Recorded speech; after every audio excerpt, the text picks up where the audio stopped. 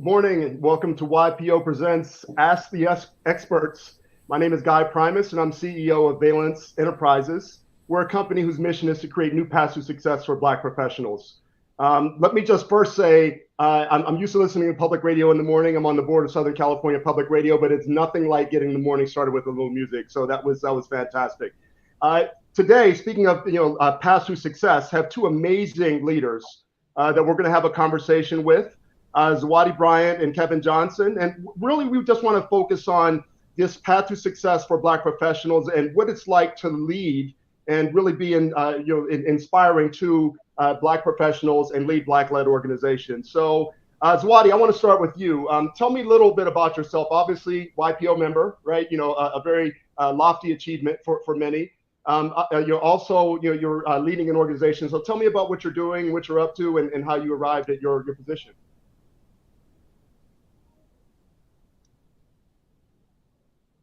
Uh-oh. It's on mute. It's on mute. Well, Kevin, but you're not on mute. Why don't we kick it off to you, and then we'll come back to Zawadi. All right, thanks. Hey, I'm Kevin Johnson. I actually come from a large and proud Jamaican family that immigrated to Toronto in the 1970s. So I have to plug all the Jamaicans out there on the airwaves.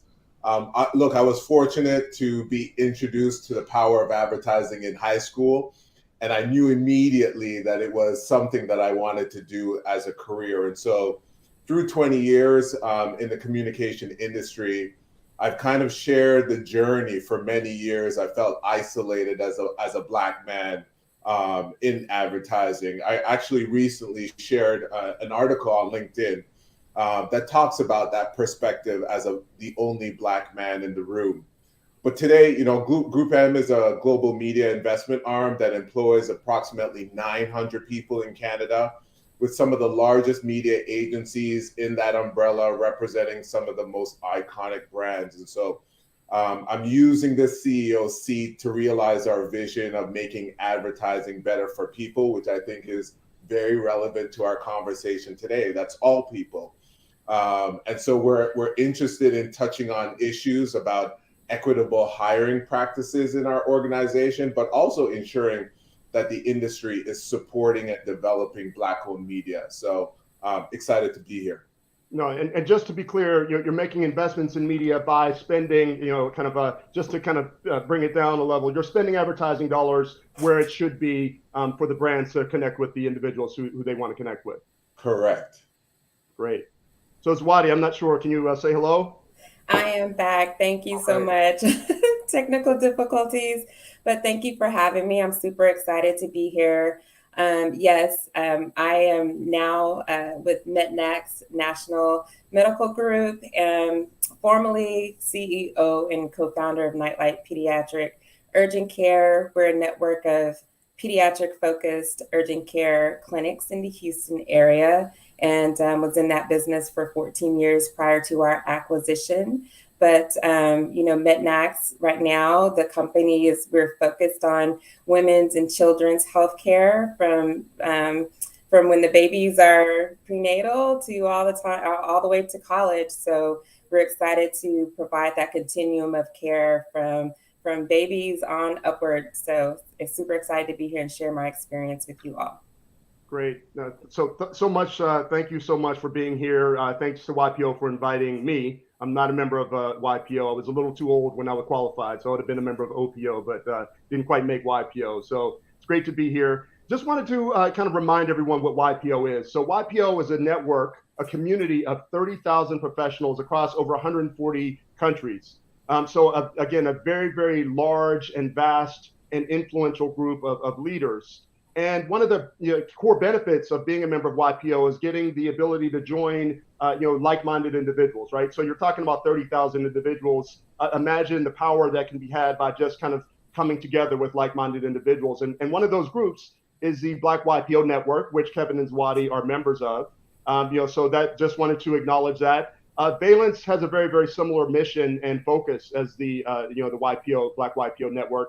And again, really capitalizing on opportunities for Black professionals while eliminating and clearing some of the hurdles that exist for us and have existed for 400 and coming on 2 years now. So just wanted to make sure that we covered that off. And as you guys look, right, so YPO existed and came about from an entrepreneurship perspective. As you look at the entrepreneur's journey, right, and in particular the Black entrepreneur's journey, I'm curious. There are a lot of statistics that kind of show that this is a much more treacherous path for us than it is for non-Black professionals. We did a survey with Russell Reynolds Associates, and basically we're only getting promoted about half as frequently as non-Black professionals. Kind of leading the top of the organization, getting to the tip of the pyramid, getting to the C-suite, getting on boards, et cetera.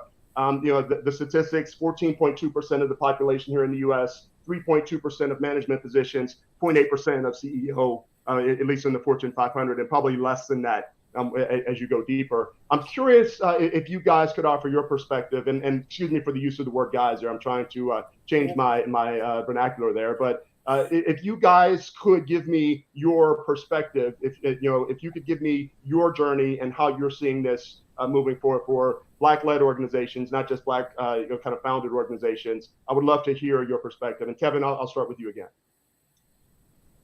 Yeah, listen, it's really important. I think what we're noticing today is, fortunately, there are more Black businesses, even Black-led businesses than there ever have been before. And so I think we need this opportunity that is boiling up. The opportunity is to, in addition to all of the things that we're doing, to promote this idea of mentorship, but also level up in terms of moving to the next level, which is sponsorship. That idea of the commitment to finding solutions together, especially from Black-led businesses that have already successfully overcome the barriers that typically Black-led businesses face. So I think that there's an opportunity for more partnership, even within the Black community, for these businesses to get joint success. Great. And Zawadi, same question. I'd love for you to focus on the access to the resources that are necessary for success, right? Capital being at the top of the list. But, if you could take that same question, but more focus on what is it that the YPO members and general listening members to this broadcast could do to really facilitate their journey? Yeah, I think it's just where we are today. I'm excited that because there's more Black people in dominant higher roles, I think we just need to embrace that and understand the assignment. And, I was reading a book called Black Magic, and it was reminiscent of my time working in Silicon Valley on how it was like understood that you were the one in the room and it was just you. And how dare you bring someone else in the room? And so I think we just need to flex a little bit more and understand it doesn't have to be just the one in the room. And just like someone that sponsored me into the YPO network, I didn't know anything about YPO, but another Black person brought me in. We just have to do that because, there's still some areas that is just us. And we have to realize that sometimes we have to be bold and bring others along with us. And that's always been the case for me as far as resources and exposure. It's typically been either a woman or another person of color that brought me in, that exposed me to, hey, there's this resource of capital. There's this network you need to be a part of. And then I took it from there. They gave me the ball and I went running. So, it's like the Wizard of Oz, like you peek behind the drape, and it's all this opportunity that I did not know was there. And so I think that we just have to be bold and understand that it's our time to not be the only one in the room and keep the secret to ourselves. Great. Well, so I want to dive a little bit deeper on that networking piece, right? So YPO, a community of 30,000, again, global organization. Valence, a community of 20,000. We're global, not as global, right? So we're probably in about 17 countries, not 140 plus countries. But and then you have ELC, for Black professionals. That's a really great membership organization, MLT and others. How is it that you guys kind of find the right network to be a part of? Because it's a challenge for us. We're not the networking and the peer group at the very, very top and in the C-suite wasn't designed with us in mind, right? So the country club life, not necessarily us. A few of us play golf, but more of us need to if we really wanted to network. How is it that you guys go about finding these networking opportunities, engagement? How do you find your tribe? Kevin. Okay, good question. I think that there's a push-pull effect that needs to happen on this particular topic. I think leaders need to place a higher focus on investigating and joining the right associations and be really intentional about what those associations are and the value that we can extract from them. And let me just clarify, when you say leaders, are you talking about the leaders of corporations, right? So you being one, but are you talking about the people in the C-suite, or are you talking about Black leaders and professionals? I'm talking about black leaders, specifically Black leaders. I think we need to be really intentional about the organizations and the associations / networks that we're looking to join. And I think, quite frankly, even from my own experience, quite frankly, I undervalued the power of the right type of association and the value that it could deliver for me. I didn't see the value.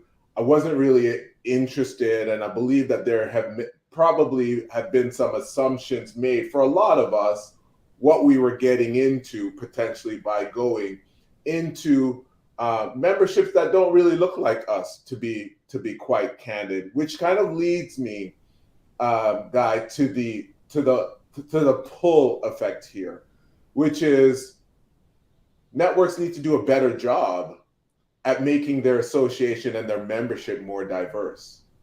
When I had the opportunity and I was going through the process of considering joining the YPO, they were looking at me and I was looking at them, and we were kind of doing the dance.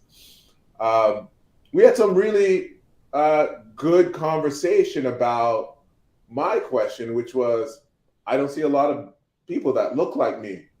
This is a problem. Why is that? What are you doing about it? How am I going to see what does success look like? Because regardless of what association or organization we are speaking of, we know there is empirical data that shows the more diverse your association is, the more diverse your organization is, the more successful it is. And fortunately, we were able to kind of get through that period where they were able to demonstrate their initiatives and their efforts behind this area. That's fantastic. Yeah, I think that's obviously necessary. I think being intentional is obviously a key to success in almost anything, but especially here. It's not just going to happen for sure. Zawadi, again, the numbers are staggering, right? Again, 14.2% of the population, 0.8% of CEOs. What specifically, would you recommend, as we're building these networks, as we're being intentional? What actions can we take as professionals, as leaders, as those who are climbing to the top of the mountain? How do we really make sure that we can get there, right? We just want to reach as high as we possibly can. I don't think any of us want to be over our heads, but a lot of us deserve to be at the top, right? So what is it that you would recommend that we do in this moment in time, especially?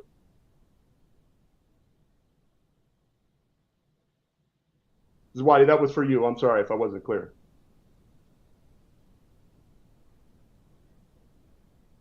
Kevin, can you hear me? Yes, I can. Okay, maybe she froze. so I'm gonna come back to that question, Kevin. There's and again, I'm gonna forgive me. I'm gonna use the Pittsburgh pronunciation of this name, but Malik wants to know, how do you kind of translate your experience, from being a U.S. or let's call it North American leader into one that has impact in the global African diaspora? Oh, great question. Listen, to be quite honest, my focus has been actually locally, and it's been specifically in youth. And so I've spent the last 20 years making sure that we are mentoring the youths in our local communities. I speak about this session that I had with some young people. And here I was in front of 20 young Black young men. And wow, the impact that it had on me, because essentially I was looking at me 20 years ago. Right. And I also told them that, they should look across into my eyes and see what they can or could be 20 years from now. And so my focus has really been about sharing this message, that they can do the things that I have done, that access, that opportunity, the very thing that we're talking about, that networking is available to them. And so that's the message that I've been sharing. Right. And so being from Jamaica, moving to Toronto, or, Jamaican family, is the mindset, you feel that the mindset, because I went to business school with a bunch of African leaders, right? There were really incredible, kind of leaders of organizations in Africa, banks, that sort of thing. They don't come with this, unfortunate reality of being, kind of the challenges that we've had as African Americans, right? I'll say. I'm curious if you feel any differently vis-a-vis, North American coming from Jamaica as opposed to North American coming from the United States, where slavery kind of existed for many years.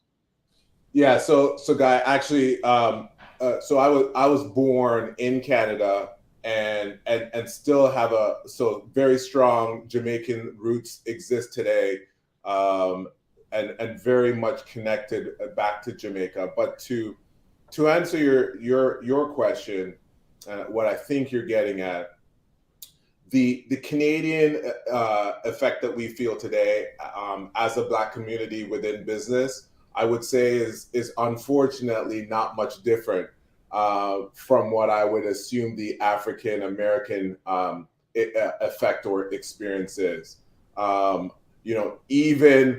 Even in growing up in this industry, I've had situations of clear discrimination. I talk about, as I mentioned before, recognizing that I'm always the only Black man in the room, being very, very much lonely in the journey that I was going in, and never feeling a part of the community for many years. So I think the things that I mentioned are some of the things that would be shared by my African Americans in business as well. Okay, I was going to see if Zawadi was back, but it's very clear now that she's not back yet. So we'll keep going with this conversation. You mentioned a little bit earlier of kind of having someone who you guys introduced you to the network of YPO, and this notion of sponsorship or mentorship, and again, you being a leader now. I'm wondering how you think about who is it that, well, let's take it from both sides, right? How was it that you went about building these relationships with your sponsors or mentors that were helpful in navigating your journey? And then what is it that you do specifically to reach back, find a person, or take individual action to make sure that the next generation, even if it's a peer, is well positioned for success as Black professionals? Unfortunately, Guy, and ironically, I've had this conversation, some real deep conversations about this in the last couple of weeks. A friend of mine asked me, what my experience was as it related to mentors in my career journey. I didn't have any. Wow. I didn't have any mentor that I could lean on and say, I'm seeing this within my workforce and my environment. This is what I'm seeing. This is what I'm feeling. How do I manage this? I really didn't. And I don't say that to create the sense that I was a hero, kind of breaking down walls and just driving through things. I actually lament about the fact that I didn't have a sponsor or a mentor for that matter. And that's why I'm so intentional about making sure that others can have a mentor or a sponsor. I much prefer a sponsor that they can have in me for us to share that journey together. How do you handle things so that we can fast track some of these individuals and they can learn from the experience that I've gone through myself? Well, I mean, that's and again, we're not trying to make you a hero or a martyr or anything, but I think that your experience is probably very similar to what my mentors went through in the 70s and 80s, right? There weren't a lot of Black professionals. I'm speaking to Rodney Adkins next week at our summit. And, really, I want to ask him the same question, because when he was at IBM, he didn't have a lot of people. But one of the things that you alluded to a bit earlier, I think is probably one of the reasons why you were able to ascend to the heights that you have, which is it feels like you identified this thing that you wanted to do and this goal that you wanted to reach relatively early. And I'm curious how you feel, again, without a sponsor, right, at least a Black sponsor, how you feel that assisted you and guided you in, kind of getting to the top of GroupM in Canada. Well, recognizing that I was probably one of them, definitely a horrible student, and kind of went through my dark days as a young person. My mother can attest. Having a vision of what you can be and kind of releasing that ceiling is so beneficial to your overall vision, and I think it actually transformed my way of thinking. Guy, I think the other thing that is really important is, while I do think that education clearly provides some of the essentials that you need in business, I'm going to be real frank here. It was the life lessons and the life challenges that I faced growing up in a very much a Black community, very much a poor community, that I took and transferred into the industry that I work today. So taking, how I would get the essential needs of life, rent, food, etc. Those are the things, that tenacity, that aggressiveness, that focus, I've transferred to the business world. And so for me, again, going back to the kids, I'm saying if you can maneuver and overcome some of these challenges that you're facing in your life today, those are things that you can take and use in the seat that I currently hold as CEO when you get into the industry. Great. So it looks like we have Zawadi back. Zawadi, holler if you hear me. I can hear you. Okay, great. No, glad to have you back. So I'm not going to go backwards. I'd love for you to pick up on this conversation, that Kevin and I are having, really about sponsorship and mentorship. And he's talking about life lessons, right? So education being important, it probably is the price of admission, but, again, his life circumstances being the reason probably for his ascent and success ultimately. And so I'd like to get your thoughts and your take on that, starting with the sponsorship question. And again, being a Black woman is a little different, right? It's you probably have even fewer opportunities for sponsorship. So I'd like to get your perspective on that first, and then we'll go back to some of the life lessons that you feel have contributed to your success. Yeah, sponsorship is critical as a woman of color, and people extending themselves and being available to, again, open those doors that you don't even recognize there is a door. And so throughout my experience in my career, even going through education, the woman that introduced me to Cornell University was an engineer that my mom introduced me to while she was at IBM. And that just opened up a world of opportunity for me. Being from Texas, we didn't talk a lot about Ivy League institutions. And so she helped me understand there's a world outside of Texas. And so that was a great opportunity for me to just be exposed to, a university opportunity and the environment where there were people from all over the world there, speaking many, many languages. I didn't even know there was all these people from the African diaspora, the Caribbeans, from Africa, from all over, so that was a wonderful experience for me. But then just the professors, understanding the research that was available, grants, and I think for me, just being comfortable around other environments just was a game changer for me. Not isolating myself just to my own. And I think that's another thing we have to learn.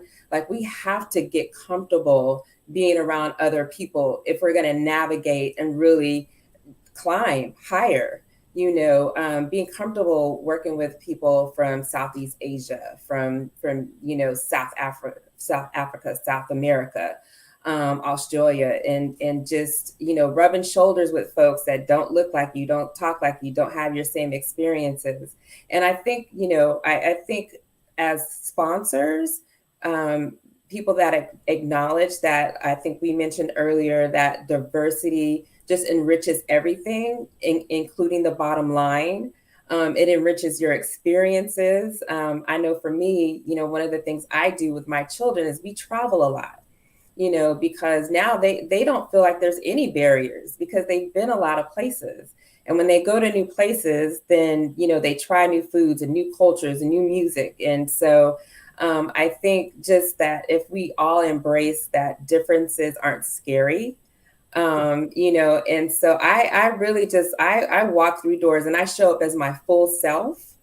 And, I observe the landscape. I don't jump out there too quick, but I observe the landscape. And then I show up as my full self. And sometimes that kind of like, people are like, whoa, she's a little different.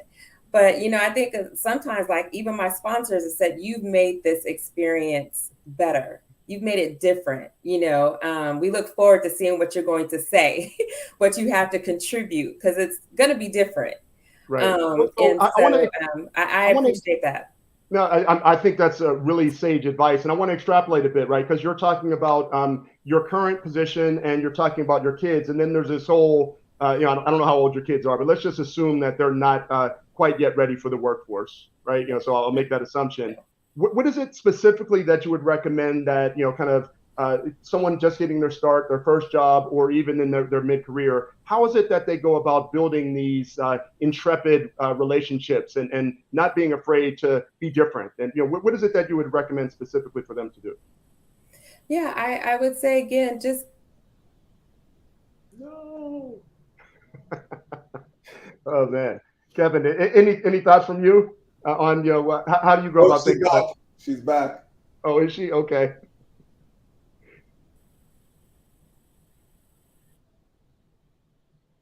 I'll say, let me just say, this is nothing. One time I gave a full hour research presentation with no voice, and then the second time I gave one with no, the tech system just totally shut down. So I'm an old pro at this, but we'll keep it going. I'll even sing and dance if I need to here. Zawadi, are you back?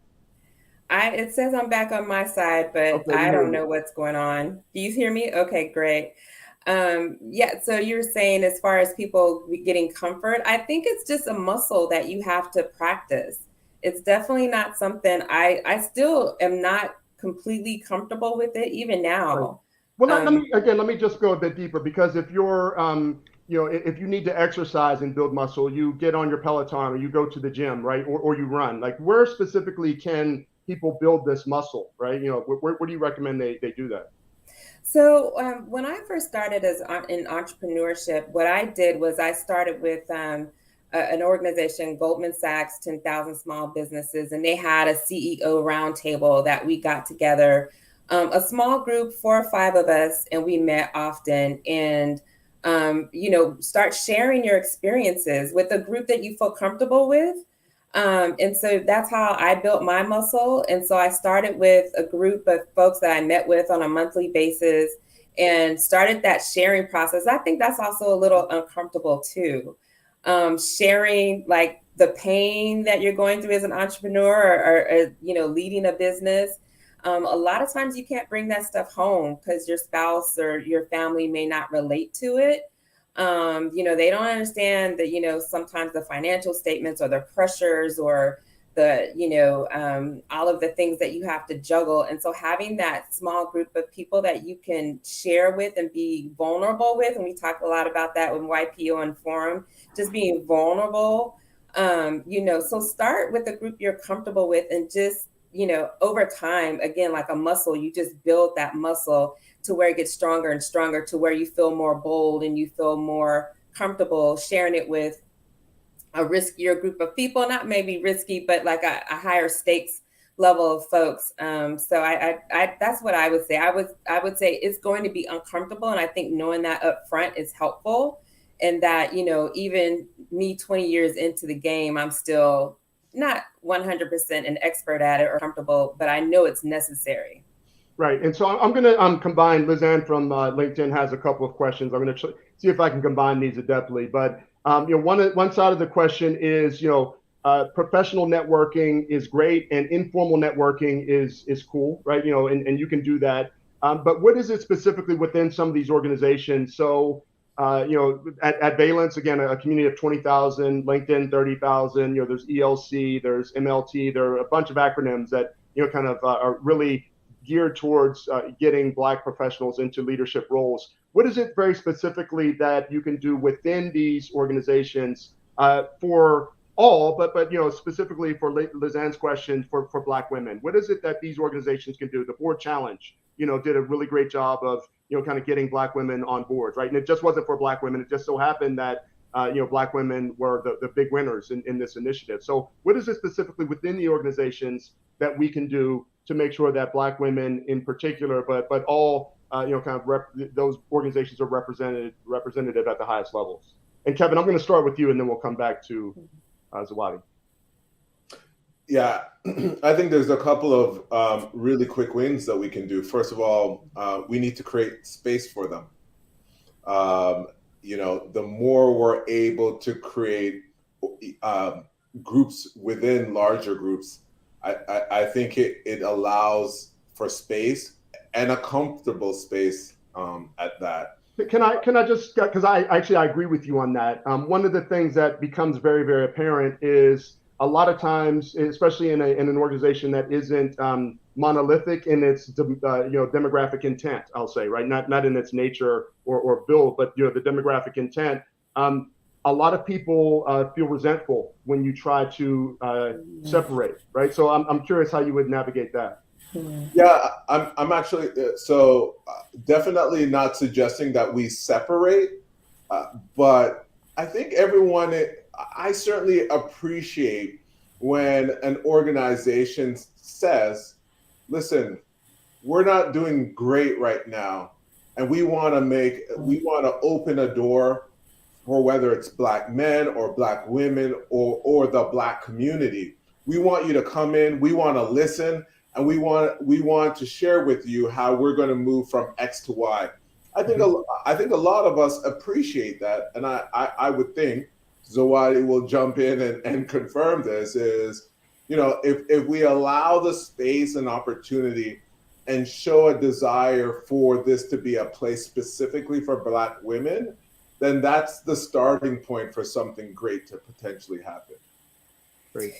Yeah, and what I would say, echo to that, is it has to be a priority for the leadership, whether that's an organization, a company. It has to come from the top.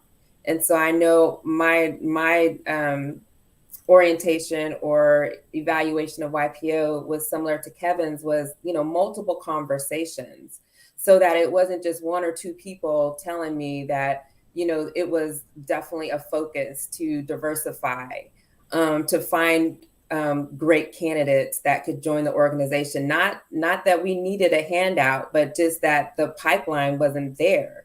It's like, find someone that Well, if you don't know anyone of color or any women, you're not going to bring anyone, that's going to diversify the group. And so for me, it has to come down from the leadership that this is a priority, this is a focus, this is a mandate, this is necessity. And these are the reasons why, and they can articulate that, and they have a plan, and they have metrics.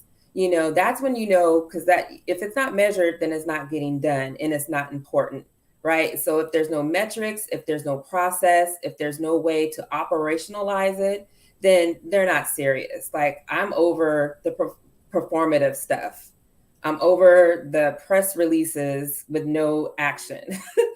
So for me, it has to go beyond the press release. It has to go beyond the Facebook post or the Instagram post, so when I'm talking to folks, is it genuine? Can they articulate it? Do you see the rationale and reason behind it? Otherwise, then it's performative to me. Yeah, I think that's a great point. And it's interesting that this country, the United States was built as a representative democracy, right? And I think that really this just speaks to wanting to have representation from all of the groups, whether it's employee groups or customer groups or supplier groups that, kind of are represented. And I think if we focus on those things and measure, right? Again, I love that point because the CEO, if he, she, or they really want something to happen, they measure it, they let their executives know, and it gets done. And until then, it's just lip service, right? It's performative, and I love that word. And being intentional about it, going back to Kevin's point very early on, is really critical. I want to shift gears a little bit and get to Simon's question he's asking on Facebook. We look at technology, right? And technology is almost like sports, right? It's a game that favors the young, but benefits from experience. And, we saw that in the Super Bowl, Matthew Stafford coming in and kind of leading the Rams on their, kind of game-winning drive and having, some veteran leadership there, but a really, really young and dynamic team. Similarly, when you look at where innovation is right now, whether it's in, environmental issues or Web3, the youth are going to lead the way in terms of developing, the future. And Simon wants to know, how is it that we as more senior leaders can learn from the youth and really capitalize on the experience and the wisdom that they have? And, what is it that we can do to make sure that they get to, where they aspire to be? Kevin, why don't you take that one? Yeah, great question. I think that as leaders, we need to take on more of an active listening role, number one, because this is, to your point, it is the youth that's going to really drive organizations and teams. And so in order to realize that thinking and that success, leaders are required to do some active listening. And they also need to make sure that we're creating a sense that failure, it's okay to fail. Because if we put all of this idea generation or their abilities and surround that with the or else, if you fail, there's going to be punishments or reprimands against that, then you're not really allowing them to own their space and to be able to build out some of the innovative thinking that they have. So we definitely need to share with them that we learn from failure and we're not necessarily going to punish for failure. Right. Zawadi, obviously, healthcare being a dominant industry and a lot of opportunity for growth and development and innovation. I would wonder how you would think about that same question. Yeah, exactly. A lot of innovation. Definitely, where healthcare is becoming more tech enabled, which is exciting for me. And I think, particularly related to COVID and working remotely. And, what I'm hearing a lot from young people is that they're lacking the mentorship because we're not in, the same places together. And so I think we need to be more intentional about connecting with people remotely to give them that mentorship, because although they have the crazy, just sharp innovation, they're agile, they're iterative, we could definitely take a page from their book. They're lacking, some of the softer things that are necessary, like the team building, the communication, how to communicate and articulate your thoughts, to convey, to persuade. And that's what I'm finding with some of my younger folks, like some of those softer things that you do when you're around others. So I think it really is incumbent upon us, the more seasoned people, I guess, professionals, is to make sure that they're getting those skills and building that pipeline of management skills. And also, what I'm seeing in some of my millennial team members is, they don't have a lifer mentality. Not that we do either. Long gone are the days where you retire from the company you started your career, but we may have them for 2-3 years. And so I'm like, I want to maximize their growth and their potential in those 2 to 3 years that I have them, and not think of it as as a negative, that they're going to want to move on, keep it moving after, they've had their stint with us. And so I think it's a different mindset, but I think they're so impactful in what they do if you give them kind of some runway, and like Kevin said, build their tolerance and build their confidence to fail, and fail fast and start all over again. I think we definitely need to be more intentional about our mentorship towards them. Great. So I want to now take that thinking and then shift the focus to the environmental factors, right? I became CEO of Valence for a couple of reasons last year. I thought it was a great opportunity, right? Great organization, Kobe Fuller and Emily Slade and Lemaire Walker, kind of started this thing, and it was a really great foundation upon which to build. But truthfully, I turned down the opportunity a couple of times before I said yes. And the things that led me to saying yes were looking at COVID and seeing the Black community and Black professionals and jobs being decimated, and George Floyd and Breonna Taylor and Mr. Cooper up there in Central Park, and all of those things really pointing to the fact that this still wasn't fair, right? We weren't fighting a fair fight. And that led me to becoming CEO of Valence. It led to Brad Gerstner reaching out to me and Sukhinder Singh Cassidy and starting the board challenge. And because of those things, Valence is doing well. We started our own kind of executive development program called Bonds. Right now we have over 200 people participating in the program, over 100 companies sponsoring their employees. Really great success. The board challenge, there were 20 professionals appointed to boards who wouldn't have been otherwise, we believe, because of the board challenge. And I personally know at least 20 friends who got board opportunities. 75% of businesses are saying that their business has increased, in the wake of George Floyd's murder, in the wake of Breonna Taylor's murder, in the wake of COVID. I'm curious, though, how do we keep that momentum going without kind of rooting for another catastrophe? Because, I'm afraid that that's what it's going to take for us to take this next step. So how is it that you recommend that I and other members of the community and the members of your organizations and the members of YPO, what is it that we can do to keep this momentum going? And Zawadi, I'm going to start with you. Yeah, I think it goes back again to getting the intention up front. One of the things I did when I joined Mednax was to understand what were the initiatives and what was the long range plan.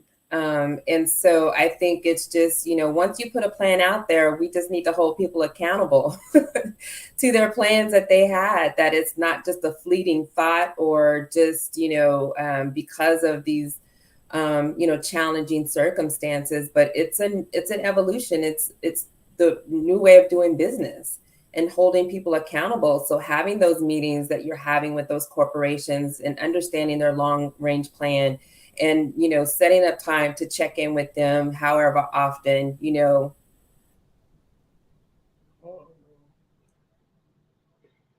Kevin, do you want to jump in?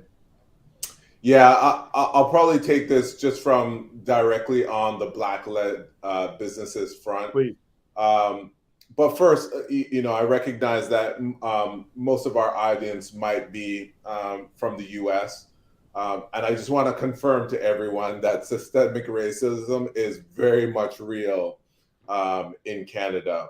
And during the George Floyd period was probably one of the most difficult times as a Black leader that I've faced personally, because not only did we have to manage business, but we also had to be available and vulnerable for those within our organizations from the Black community that were hurting, that were having nightmares, that their kids were suffering and crying and asking all of these questions that it was very difficult for us to discuss.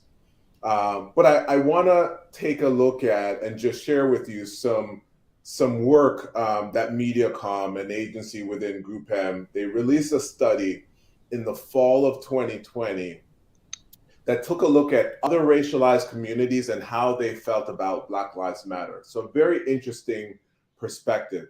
And so 78% of racialized communities in Canada, and we know Canada to be globally a very diverse population, but 78% raised their hands basically and said, yes, we've all experienced racialized discrimination.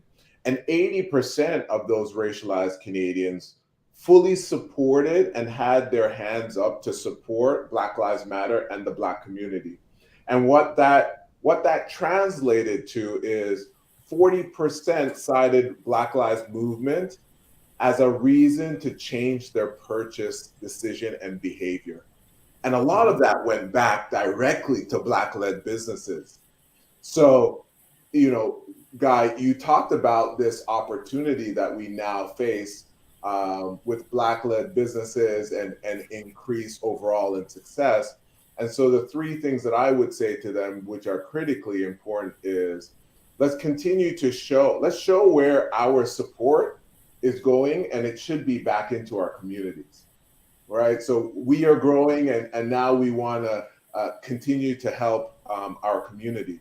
I think we have to deliver, now that we have this influx of individuals supporting us across the spectrum of color, we need to show them and provide them excellence in service in our business or our product. And then I think the last thing is that we need to say thank you. We need to say thank you for the customers who are supporting our business in whatever way we communicate with them. So because we want to let them know that we understand that it was a decision and a choice, and we want to make sure that they recognize that we're responsible and highly accountable for that decision. Mm. Zawadi, now that you're back, is there any other points of wisdom you'd love to add?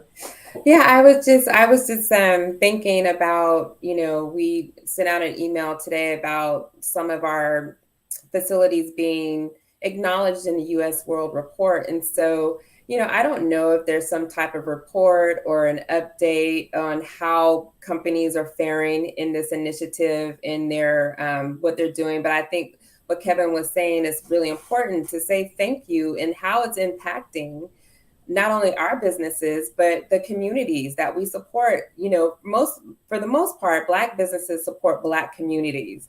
We're the first people that our community comes to when they are looking for support. And so it's an ecosystem. It's not that, you're supporting, a Black-led business or a Black owned business, but you're supporting a community more often than not. And so I think, some kind of accountability measure, report, or acknowledgement is important to show, especially some of these companies that made large proclamations. Somehow, like, if we can celebrate the wins and acknowledge, the progress we're making, I think that's how we keep it to the forefront. Yeah, I think visibility clearly is important. A lot of people made a lot of pledges, and making sure that we're holding those individuals accountable is really important. I love the saying thank you piece, right? That's just good customer service and good relationships, and it does work across the board. And I think when people feel heard, on multiple fronts, they're more likely to participate and continue doing what they're doing. So I think that's really great advice too. Obviously, being excellent really helps generally, right? People want to feel good that their money is going not only to the right place, which was your first point, Kevin, but also to a place where it actually can have an outsized impact. And so being excellent is really great point as well. So we have about 10 minutes left. So I want to make sure to let everyone know that if you have questions, please continue to ask them. There's opportunities at anytime you engage with someone to ask a question. And I think that's another really important point is I was listening to a podcast earlier today, and they were saying in this podcast, it doesn't hurt to ask, right? You can only be told no. And so being unafraid in asking the leaders of your organization for something, asking them for support, asking them to acknowledge the challenge that we're facing is important. So I also just, you can ask anyone at any point in time, but we have Kevin and Zawadi here now, so please feel free to chime in with any further questions that you have. I want to ask this one question, and then we'll start to wrap up here.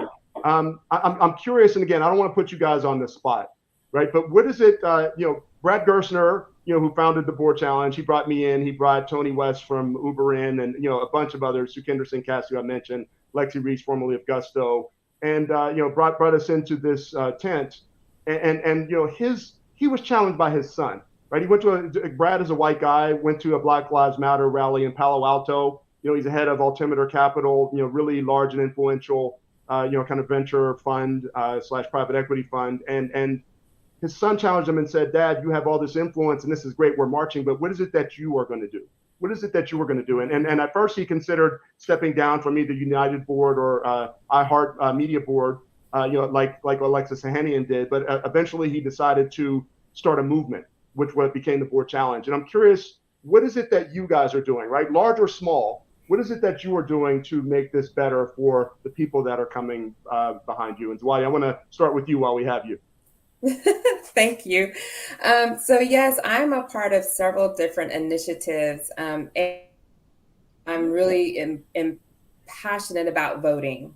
So I think first and foremost, we've got to focus on voting and our voting rights. So I'm walking blocks, I'm registering folks, I'm campaigning for people I know that are going to represent our communities. And then secondly, I am focused on, getting higher. I'm working on myself so that I can pull more people up. If I can't get up, then I can't pull anybody else behind me. So I am at laser focused, intentional on broadening my scope of influence as far as the things that I'm involved in. And then thirdly, mentoring young ladies. I know that that was impactful for me when I was a teen or even in junior high. And so I'm on the boards of a few nonprofits focused on mentoring young women.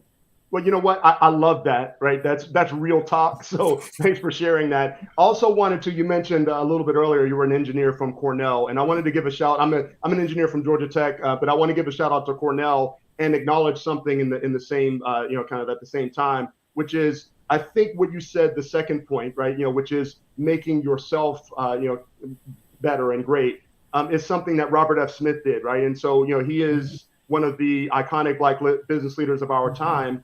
And, I think a lot of people didn't know who he was until he got to the top and started reinvesting in the community. And now you look at everything he's touching and it's remarkable. And so we hope the same for you as you kind of ascend to greatness. So really, I received that. Kevin, what about you? What is it that you're doing? Look, I think from an organization perspective, a lot of the work that we're doing today is around how we show up and how we use our scale in our industry. And so recently in the US, GroupM has declared that will be helping guide roughly 6% of our clients' spend towards Black-owned media. And I think that is very important because we know that clearly there are struggles within the Black community, not only as consumers but in ownership of media, and we think it's critical to support that.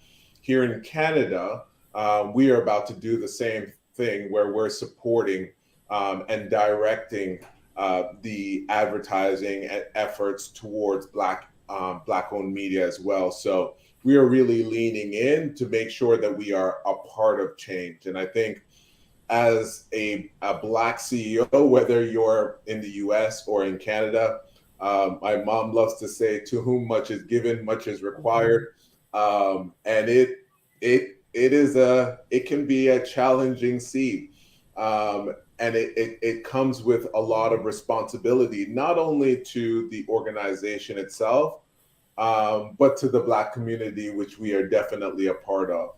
I think the second part of that is, I mentioned earlier on about the need that when I think about my own legacy, what do I want my kids to hear about KJ as it relates to the industry that he served for over 20 years? I want them to hear that there are individuals that can say, you know, KJ really helped me get through some of my challenges. He really helped me, and together we were able to get to new levels that I didn't think that I was able to. And so if I can be a part of that, in a part of, you know, coming back someday in the fall of my career and see more than just one Black CEO, that which is what I see today, then I'll be really proud, and I can point that as an example of what I expect from my children.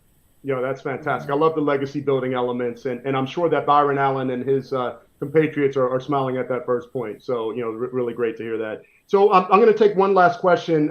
If you guys could spend maybe 30 seconds apiece on this question, which is, you know, how are you recycling your talent on both a personal and a corporate level, right? You know, and I'll just kind of speak really quickly. You know, we at Valence think about this: recruit, retain, promote, and recycle, right? So I love that recycling point, because we want people to get into the kind of the C-suite and into, you know, the boardroom, and make sure that they have opportunities to give back, you know, to, you know, their talent that's emerging. And so, what is it that you guys are doing in your everyday role to kind of recycle the talent on both a personal and corporate level?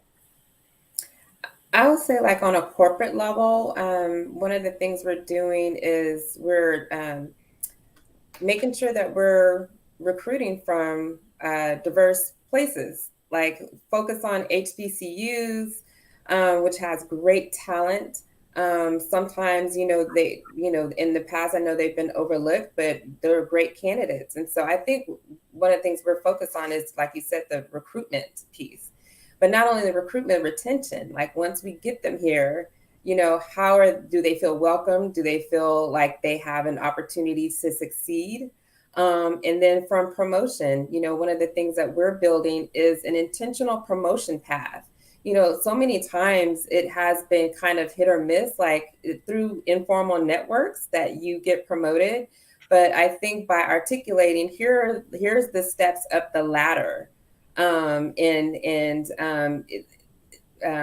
guess promoting that and telling people how, like, so it's not a mystery.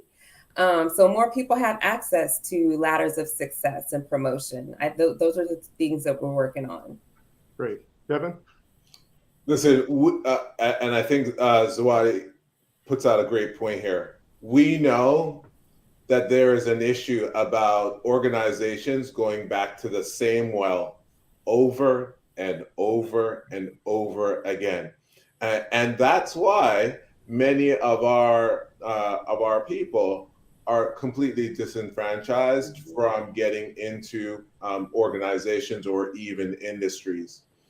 And thankfully, one of the things that we're doing is we're actually in the midst of creating a program that fixes some of those issues that we have around wells and allows us to go to different wells. So we're actually creating a program where we will go into the racialized communities, particularly here in Canada, that is around the Black community, as well as Indigenous groups as well. Allow them the opportunity for a paid 16-week sessions that we take them through, that arms them and equips them with the opportunity to get right into our industry and be able to start their career. And so for me, that's a real heart warmer. And this is what I'm talking about. Legacy is the ability to speak to that mom who is interested in changing career, or that individual who just got laid off, and allow them the opportunity. I mean, I could look back many years ago and how my mother, a single mother of 5, would have loved this opportunity. So we'd love to scale that out and allow access to more people from for more communities that are struggling. I love that, right? I think scale is important, and I think the legacy piece critical. I think you guys are hitting on it. Really appreciate the conversation and the insight. Truthfully, right? Both for me as a leader of Valence, but I think as a member of the Black community, very valuable conversation. I appreciate it. I would encourage, along the lines of what Kevin is saying, if you're not familiar with Valence, please visit us at valence.community. We address a lot of these issues through our broad membership, but also through our Bonds Executive Development Program. So this has been a fantastic conversation. Really appreciate you guys. I'm going to close with one question. My friend, Tarlin Ray, he's not a member of YPO, but his wife is. And so it's really incredible because Tarlin is always touting to me the benefits of being a YPO member, even though he's not even a member. So I'd love to hear from you guys. What is it that you see as the benefits of membership from your YPO organization?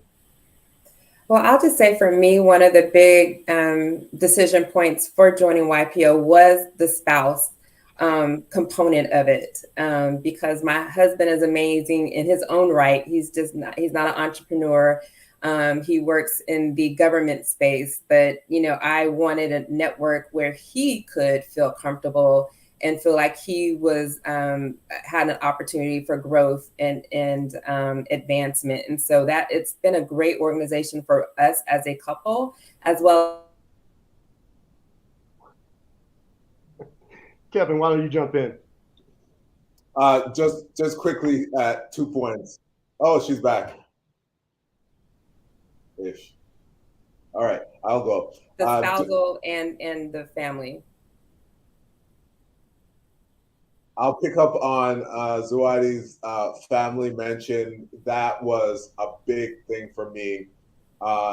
Clearly, in an extremely busy schedule, any opportunity or spark that allows time, quality time with my children, I will jump on. And YPO has provided this family some really great bonding opportunities, which I am, and they are as well, extremely appreciative. I think the other piece is just a personal opportunity forum for me. I gotta say, I heard about this forum thing where you're really connecting with small groups, and I'm not what you would call the most open individual in this world. It took me a bit. But I'm a believer. I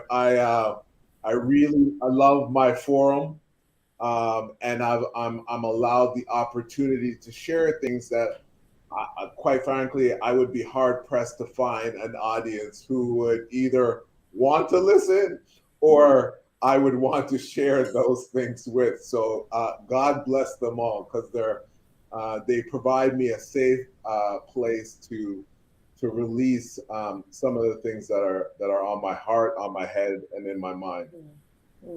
Well, I don't think there's any better way to end than that. So I just wanted to say thank you to everyone for tuning in, allowing me to guide this conversation and allow me to be blessed with the knowledge and insight you guys provided. So Kevin and Zawadi, really want to thank you for joining us. Thank you. Great meeting you, and great meeting you. Thank you.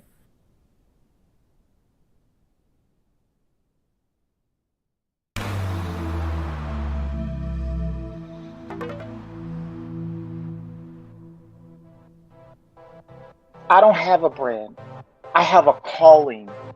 I have an obligation. I have a mandate. What we've done with Bonds is we've taken executive development and we've added a little flavor to it. Your setbacks don't define you. Your values do. Frankly, if you are not getting knocked down a little, somewhat, you're not reaching far enough. The Bonds community has been designed to facilitate a member's success in a variety of ways.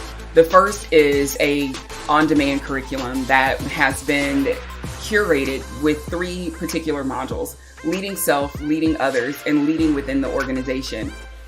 One thing that makes our content unique is that it's been designed through the lens of the Black executive. We've included not only personal assessments, but we've also created a cohort program called the Vanguard Group.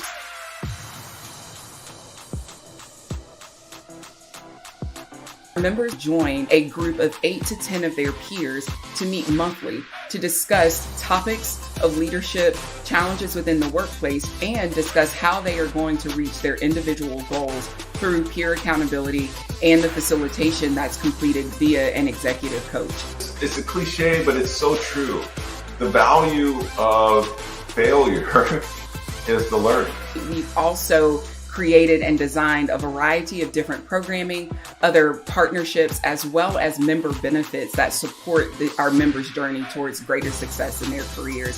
Success is going to leave clues. The work that you put in from a mindset perspective is really you're going to look back and there's going to be a trail